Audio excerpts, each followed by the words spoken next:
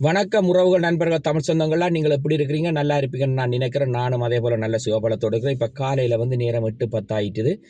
இரவு நான் நித்திரக்குள்ளைகள் 1 மணி ஆயிட்டுது. அப்போ 1 மணிக்கு பிறகு தான் படுத்த நான் எல்லா அலுவலையும் செய்து போட்டு இப்போ காலையில் எழும்பி 8:30க்கு ரெஸ்டாரண்ட்டுக்குள்ளே என்ட்ரி ஆகணும் வெளிக்கிட்டேன். என்னென்று கேட்டால் நேற்று நான் ஒரு பதிவு வச்சிருந்தேன். அது 2013 பற்றி ஒரு பதிவு வச்சுருந்தேன். உடனே தம்பி மேர் அண்ணன் மேர் எல்லாம் அடித்து உடனே என்னோட என்னென்னா இப்படி என்ன விஷயம் கேட்டால் ஒன்றும் கவலைப்படாதீங்க.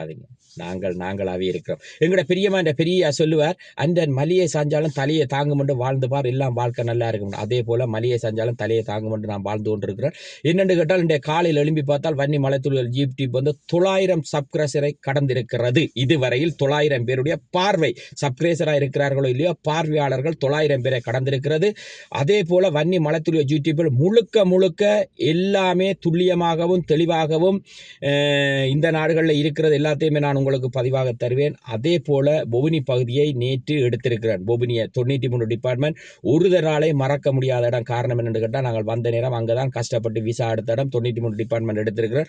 உங்களுக்கு எல்லாமே என்னுடைய குரல் வள பதிவோடு ஒவ்வொரு வீடியோக்களும் வந்து கொண்டிருக்கும். காரணம் என்னென்று கேட்டால் நான் ஒரு பாட்டை வைப்பதாலேயோ இல்லது ஒரு மியூசிக்கை வைக்கிறதாலேயோ பார்க்கறதுக்கு இந்த நாட்டுக்கார பார்ப்பது மாத்திரமல்ல, என்னுடைய தாய் உறவுகள் எல்லாம் இலங்கையில் இருக்கிறார்கள். அந்த உறவுகள் எல்லாம் இலங்கையில் பார்க்க வேண்டும் என்றதுக்காகத்தான் நான் விளக்கமாக என்னுடைய சொந்த குரலால் பதிவு பண்ணி வைப்பதாக முடிவெடுத்திருக்கிறேன்.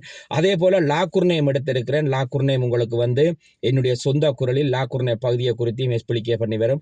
அதே போல நேற்றைய தினத்தில் காடி லிஸ்ட்டை வச்சிருந்த நீங்கள் பார்த்திருப்பீங்க. அதே போல எங்களோட காடி நோட் லாச்சப்பில் வச்சிருப்பேன் பார்த்திருப்பீங்க. அடுத்தது செந்தனி எடுப்பேன்.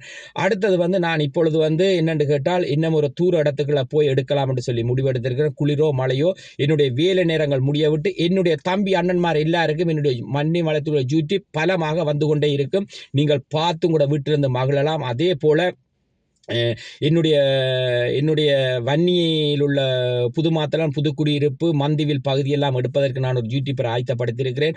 அவர் கூடிய சீக்கிரத்தில் போய் அதை எடுத்து உங்களுக்கு அதையும் நீங்கள் எங்கெல்லாம் எங்களுடைய வன்னி உறவுகள் எல்லாம் இருக்கிறீர்களோ அதெல்லாம் பார்க்கலாம். அதே போல யாழ்ப்பாணத்தில் இருக்கிற யூடியூபர்களும் யாழ்ப்பாணம் எல்லா இடமும் காட்டுறார்கள். தெற்கு மாகாணம், வடக்கு மாகாணம், கிழக்கு மாகாணம் எல்லாம் அகஸ்டினும் அதே போல ஜெரினும் அதே போல புவனேசனையும் அதே போல மற்றது ஆரண்டு கேட்டால் எங்களுடைய இன்னும் ஒரு தம்பியினுடைய பேர் வருகிறதில்லை, தம்பியும் சேர்ந்து எல்லா இடமும் காட்டியிருப்பார்கள், நீங்கள் பார்த்திருப்பீங்கள்.